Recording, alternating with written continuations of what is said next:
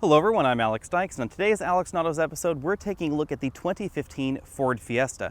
Now the model we're taking a look at right here is the Fiesta SFE, which means we have a 1-liter 3-cylinder turbocharged engine under the hood. Now this video will be dedicated primarily at the SFE. This is one of the most efficient non-hybrid vehicles sold in North America. Now if you want to know more about the 4-cylinder Fiesta, there is a separate video on that on my channel. It is a little bit older than this video, but you can find that by clicking on that Alex Autos logo right below this video on the YouTube screen. Up front, we get all of Ford's latest design cues, including this very Aston Martin-esque front grille that we first saw on the Ford Fusion. Now, because the 1-liter 3-cylinder engine is only available in the SE trim of the Fiesta, we don't get fog lights down here. Those are optional, but they're not available in this particular vehicle. Over here, we have large and bright halogen high beams and low beams, and I think this is by far the most attractive front end in this segment. I think the Kia Rio comes in a very close second, however. The Fiesta is also very attractive from the side profile. We have this very upright front end, as you can see that grille that we showed you earlier.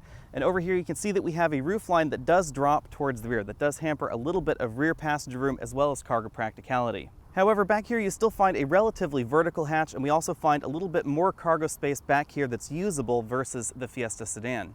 Now, very much like most compact sedans and hatchbacks, the Fiesta sedan is a decent amount longer than the hatchback. That's primarily because of the trunk in the Fiesta sedan. The Fiesta sedan has an incredibly large cargo area. Because the Ecoboost engine can only be had in the SE model, we do get steel wheels right up here, not alloy wheels like you'll find on other versions of the Fiesta or on the competition. We also get these Hankook Optimo low rolling resistance tires, and they're sized at a 185 width tire, which is a little bit narrower than some of those other competitors. They're also 15-inch wheels and tires. Now, of course, 15-inch wheels and tires will give you a slightly better ride, but in this particular vehicle, they surprisingly don't have much of an impact on handling. We'll talk about that more later, however. Out back, it's traditional compact hatchback fare. We get some reflectors right down here, large tail lamps that are right on the side, fairly large hatchback opening right there as well, and a hidden exhaust tip. Overall, in terms of exterior style, I'm going to give this 9 out of 10 points. I think this is easily one of the most attractive entries in the segment. I actually think that the Fiesta ST is my favorite in this segment. I'll give that 10 out of 10 points, but here in this model, I'll give it 9. Base Fiesta models come standard with a 1.6-liter 4-cylinder engine. That engine produces 120 horsepower and 112 pound-feet of torque. It's mated to either your choice of a 5-speed manual transmission or a 6-speed dual-clutch automatic transmission. But that's not the engine we're here to talk about. We're here to talk about this 1-liter Ecoboost 3-cylinder engine. As the Ecoboost name would suggest, this is a turbocharged 1-liter 3-cylinder engine, and it produces 123 horsepower and 125 pound-feet of torque. Now, for 15 seconds of overboost, this engine will crank that dial up to 148 pound-feet of torque.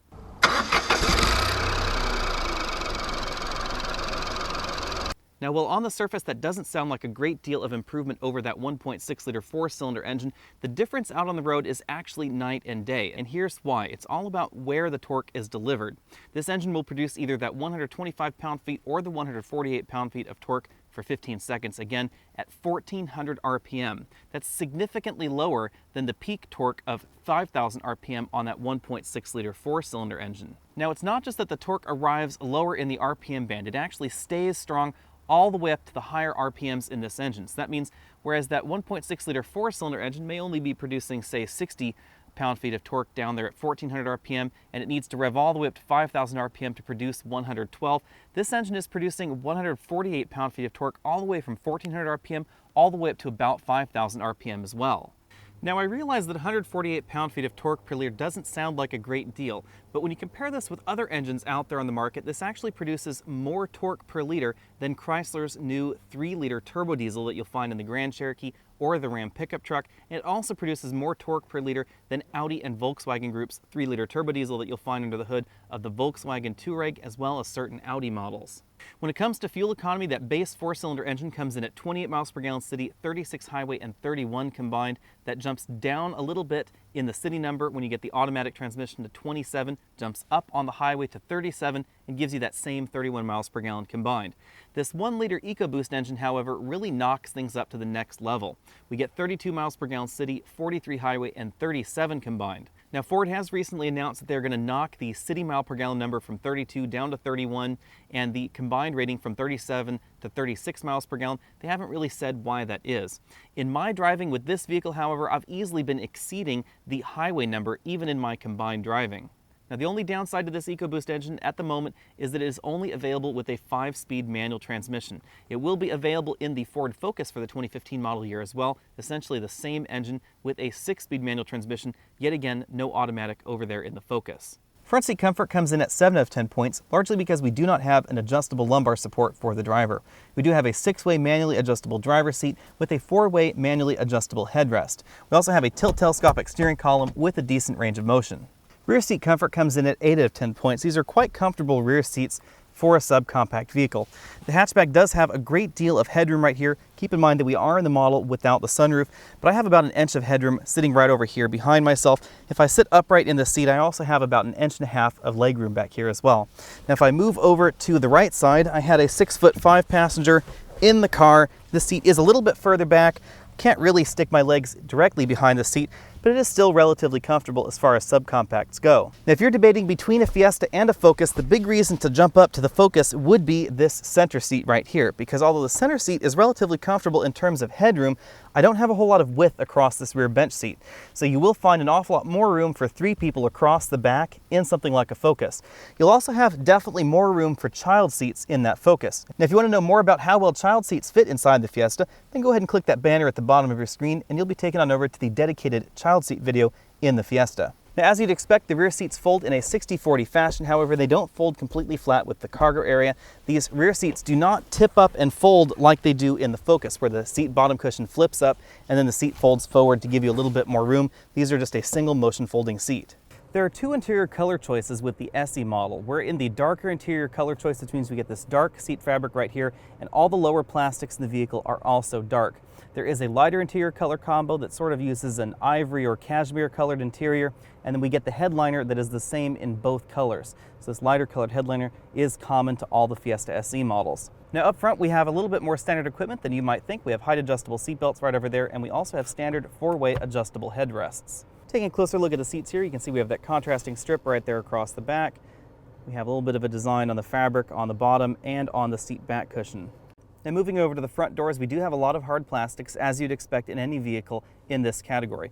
So we have hard plastics right across the top, hard plastics in the center section and below. The only soft touch plastic right here on the door is this small armrest pad right there in the middle. Very much like every other subcompact vehicle in America, you'll notice that the armrest doesn't go back to where my elbow would go if I was sitting in this passenger seat. This passenger seat is adjusted for me. My elbow would end up right around here, right around the B pillar in the vehicle. You can see that the armrest is really very forward of that. The Fiesta SE model has 2 speakers. We have a tweeter right up there, and then we have a mid-range speaker right here in the door, right by the door pocket, that does have a bottle holder as well as some additional storage. Moving over to the dashboard, you can see we have this very modern European theme going on. Right here we have a small multifunction display for the audio system up above the single slot optical disc player.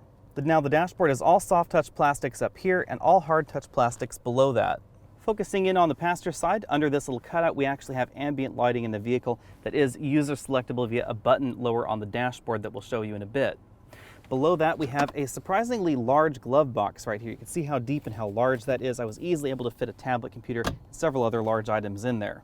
The Fiesta was recently refreshed, and one of the big changes that Ford made to that refreshed model was the availability of a touchscreen infotainment and navigation system. However, unfortunately, that is not compatible with the 1-liter EcoBoost engine in terms of Ford's ordering and option list.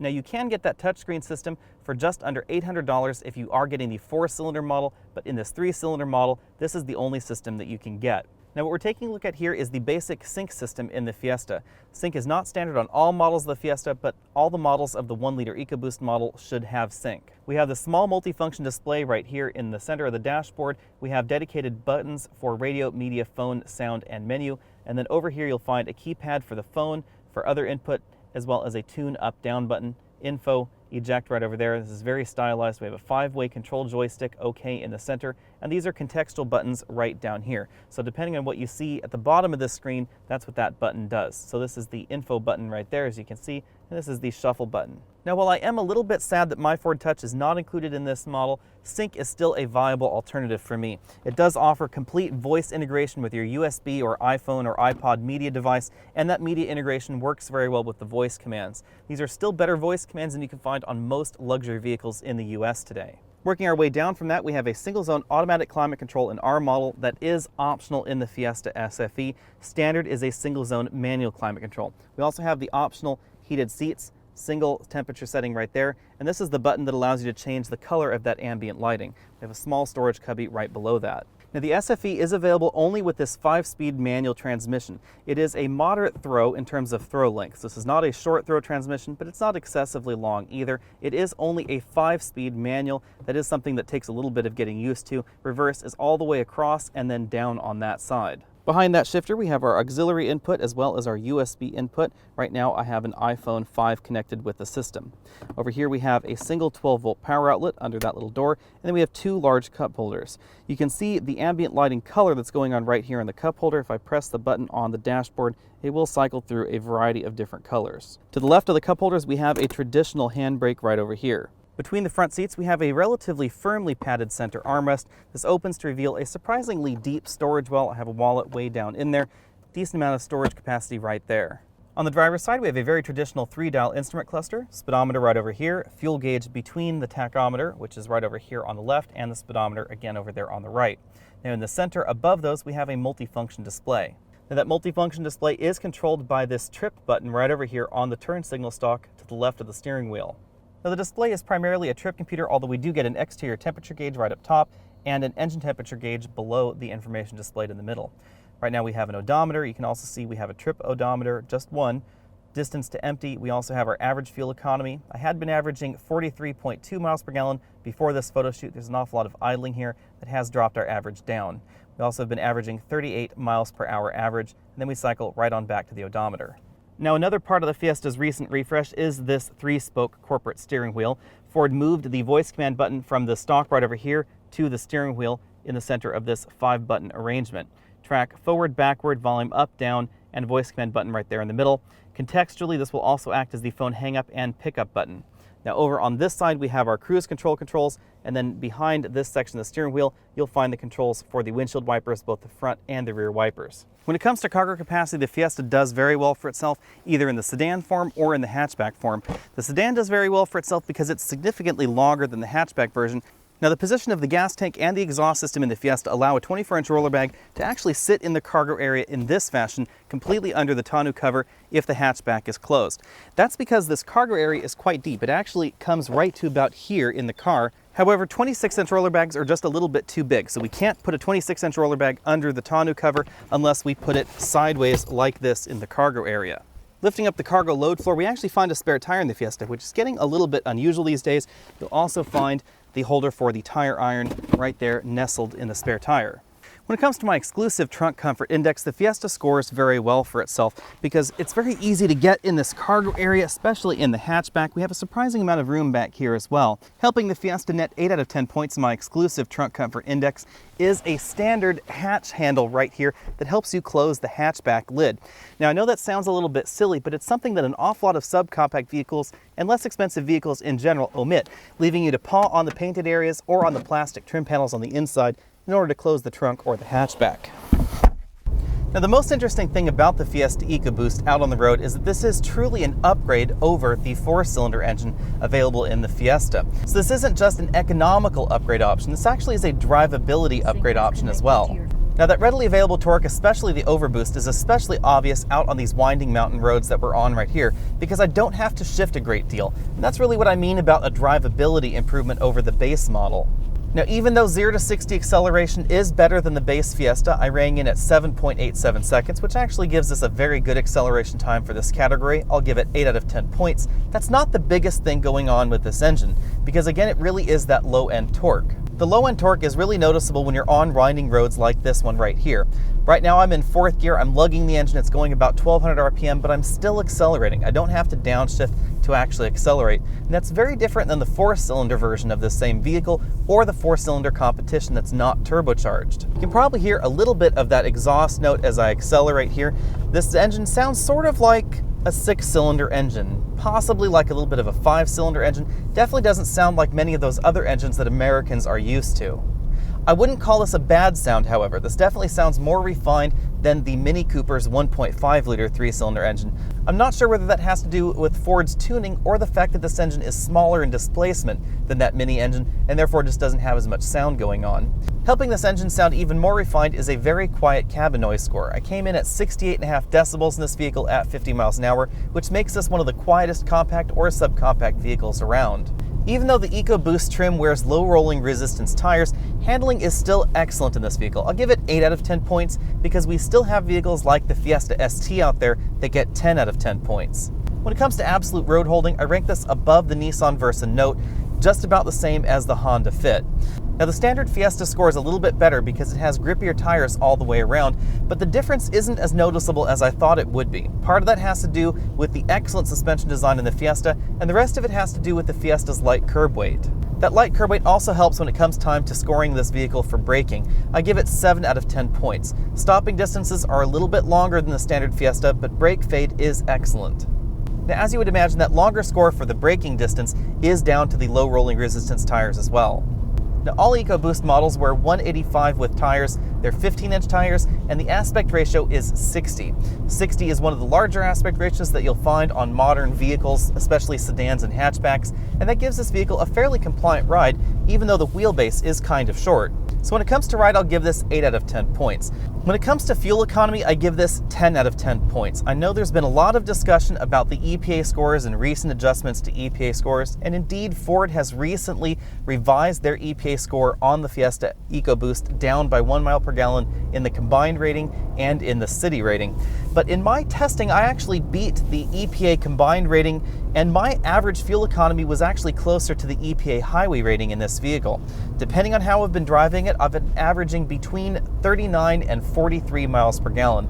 43 miles per gallon on my daily commute going up and over a 2,200-foot mountain pass, some highway driving, a lot of stop and go traffic, etc.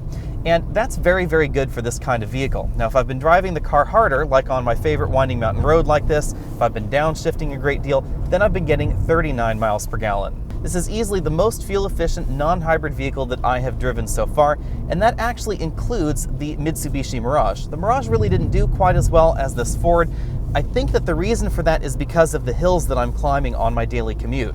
Now, without question, the Fiesta is more fun to drive than that Prius C, especially out on your favorite road like this. This handles incredibly well, the suspension is very well sorted compared to the Prius C, never feels unsettled, and we have a great deal more power under the hood. Now, I suppose it may sound like I'm gushing a little bit about the Fiesta, and I guess in truth I really am, because this vehicle met or exceeded almost all of my expectations about it. This vehicle handles better than I had expected it to, it's quieter on the inside than I had expected it to be, this 3-cylinder engine is far smoother than I had expected as well. The acceleration is markedly improved over the 4-cylinder model, and in fact this is actually one of the best accelerating vehicles in this segment. The Fiat 500 Abarth and the Fiesta ST do accelerate faster than this, but when you compare this especially to the modern crop of CVT vehicles in this segment, this will actually be the better performing vehicle out on the road. The overall suspension tuning and the balance between excellent handling and an excellent ride are also very nicely done in this Fiesta. Now, as you may recall, I'm definitely a fan of fuel-efficient vehicles, but I'm also a fan of engaging vehicles. Vehicles that really feel connected to you out on the road and that are fun to drive. And the interesting thing about this Ecoboost is that it really blurs the lines between those two categories. Pricing for 2015 starts at $13,865 for the base S model sedan, $14,365 for the base hatchback. But we're here talking about the Ecoboost model. That will set you back $16,165 for the sedan, $16,665 for the hatchback. And the reason for that is that the Ecoboost engine is just under $1,000 option on the SE model only, and that's what makes the SFE model. Now, the other thing to keep in mind is that options are a little bit limited versus the SE model with the 4-cylinder engine. So there are certain things that you cannot get if you do opt for this Ecoboost engine. Among the options that you cannot get in the Ecoboost model are alloy wheels of any size or shape, and you also can't get the touchscreen navigation system. Now, as I said before, you can't get the automatic transmission and you can't get leather seats on the inside. You do, however, get to choose between the black or the tan interior. You can also opt for a $795 moonroof, the $95 keyless entry system, and the $290 comfort package, which will give you heated mirrors, heated seats, and the single zone automatic climate control. That means that the most expensive version of the Fiesta SFE will be the hatchback with those 3 option packages at $17,845. Now the model we're taking a look at here has the comfort package, but neither of those other options. Now let's talk about the competition, and that can be a little bit tricky because again this vehicle comes only with a manual transmission, and in order to get comparable packages on the competition we frequently have to select the automatic transmission option. Compared to the Nissan Versa Note, the Fiesta is $700 more expensive, and that Versa Note also gets you an automatic transmission. On the downside, however, it gets 2 miles per gallon less, it has considerably less power, it's notably slower out on the road, and it doesn't handle as well as the Fiesta either. Now that Versa Note is probably the closest competition in terms of real-world miles per gallon in my tests. I did average almost 40 miles per gallon in that Versa Note the last time I had it, and I've been averaging between 39 and 43 miles per gallon in mixed driving with this Fiesta. Now part of the reason for the Fiesta's high mileage score in my test is the excellent highway number that this vehicle delivers. It actually delivers easily more than 43 miles per gallon on the highway, especially if you treat the vehicle gently, if you keep speeds under 70 miles an hour and you have the air conditioning off. Now my combined mileage test does include a 2,200-foot mountain pass and a lot of mountain highway driving. That usually skews most vehicles right towards the EPA combined score, but this Fiesta is a little bit different because of its very good highway mileage. Now Honda's Fit has been recently redesigned and it recently got a CVT to improve highway and city fuel economy. That Fit will set you back about $400 more than this vehicle, however you do get the automatic transmission and a touchscreen audio system which you cannot get in the Fiesta SFE. The Fit also gives you alloy wheels, but it comes in 5 miles per gallon lower in the combined fuel economy than the Fiesta. Now in terms of driving dynamics, the Fit is excellent out on the road, but I have to say it's probably just about equal with this Fiesta SFE. The best handling models in this segment would be the Fiat 500 Abarth or the Fiesta ST, but this SFE is actually pretty darn good even though we're running on low rolling resistance tires. Now the Fit definitely has a lot of cargo practicality going on the inside, especially with those rear seats that flip and fold in a variety of different ways. We have an awful lot of cargo capacity going on in the rear as well, and I found the front seats a little bit more comfortable than this Fiesta.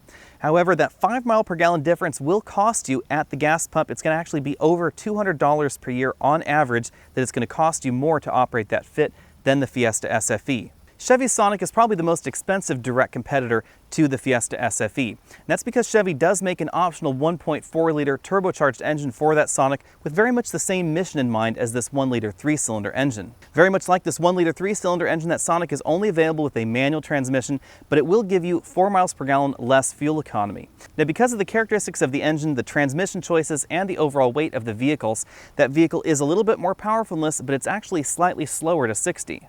Overall, the Sonic is not quite as dynamic out on the road as the Fiesta, even in this SFE model with the low rolling resistance tires, and I think that in terms of general seat comfort, they're fairly equal. The Mazda 2 hatchback is very closely related to the Fiesta. They're actually sort of like first cousins.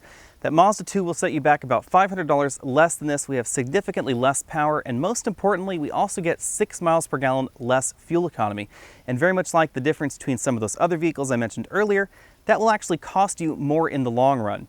In fact, versus that Mazda 2, the payback time for the extra $500 in this vehicle is under 2 years. Kia's Rio 5-door hatchback will set you back $200 more than this. However, it comes with about $1,000 extra standard equipment in that EX trim line, which is probably the closest you can get to compare with the Fiesta. That Rio also has one of the freshest interiors. It has one of the most comfortable driver's seats. It also has the most technology and options going on the inside.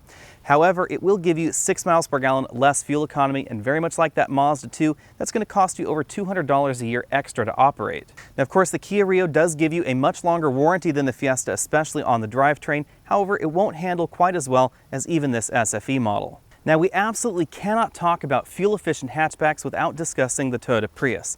Now, the Toyota Prius C is really the model that would compete with the Fiesta because the regular Prius liftback is considerably larger. It's also more expensive. Now, Toyota's Prius C isn't quite as comfortable on the inside. The cargo area isn't quite as practical either. Some reviewers have commented on the low-rent interior, and really all that is hard plastics on the dashboard and on the doors.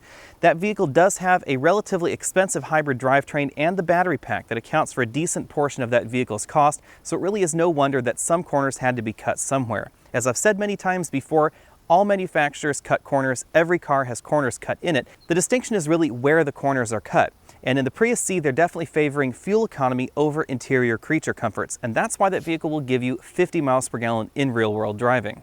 Now, of course, 50 miles per gallon is the best fuel economy in this segment, but we do have to temper that with handling that is among the worst in this segment. Again, that's down to the hybrid drivetrain, the weight of the vehicle, as well as the tire choices on each corner to help give you that 50 miles per gallon. Now, of course, it goes without saying that Prius C is also one of the slower entries in this segment. However, it does have by far the lowest operating costs in this segment, the lowest expected maintenance costs, as well as the lowest expected fuel cost. Now we need to talk about fuel costs and break-even points on vehicles, because jumping up from a 30 mile per gallon average vehicle to a 40 mile per gallon average vehicle like this will save you considerably more gas in the long run than jumping up from a 40 mile per gallon vehicle to a 50 mile per gallon vehicle.